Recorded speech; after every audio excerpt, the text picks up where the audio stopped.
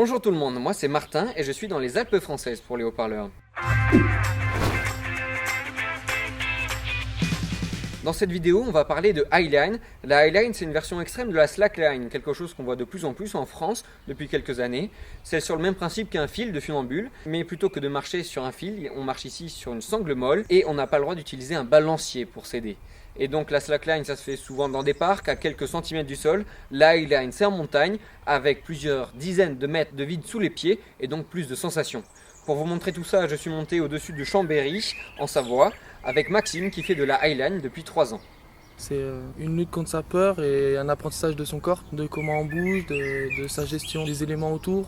C'est vraiment agréable, c'est magique, c'est un moment où tu es tout seul dans ton truc, tu profites juste, tu te fais plaisir et on essaye d'être assez gainé sur les jambes et plutôt relâcher les épaules et même casser en fait, presque tout flasque pour essayer de s'économiser et puis de pas crisper en fait. L'idée c'est de pas crisper. L'highline c'est tout l'inverse du sexe, plus c'est mou meilleur c'est. C'est ça ma philosophie.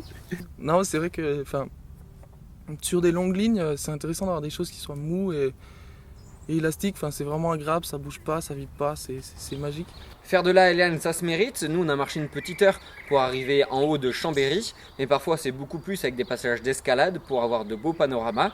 Et en plus, il faut tout monter, tout démonter parce qu'il n'y a pas du tout de pièces fixes, parce que l'idée, c'est de laisser le moins de traces possible. La manière qu'on m'a apprise, c'est si on peut, c'est de faire que du naturel ou de prendre ce qui est en place et après envisager seulement de mettre des points. Toutes les lignes qui sont vertes ici, elles sont uniquement sur des ancrages naturels ou des choses qui sont déjà en place, c'est-à-dire qu'on n'a rien apporté, il n'y a que des arbres et diverses choses qui traînent là. Maxime dit souvent que la highline c'est moins dangereux que l'escalade par exemple. C'est vrai que certains font ça de manière très extrême, sans baudrier, et donc là où chaque chute peut être fatale, mais on parle ici d'une minorité. La plupart font ça de manière très sécurisée et tout l'équipement est doublé, c'est-à-dire que si une corde casse, eh bien la deuxième peut vous rattraper.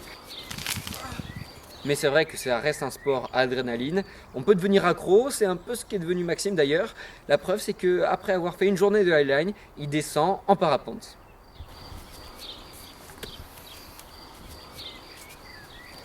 C'est la fin de cette vidéo. Si ça vous a plu, n'hésitez pas à aller faire un tour sur le site des haut-parleurs. Vous trouverez d'autres vidéos, notamment sur le base jump, un autre sport extrême, mais également sur d'autres sujets comme les youtubeurs ou les réfugiés. Merci, à bientôt. On est ici à Erbil, la capitale du Kurdistan irakien. Les djihadistes du groupe État islamique les plus proches sont à grosso modo 1 heure de voiture. C'est donc l'endroit idéal pour parler de breakdance.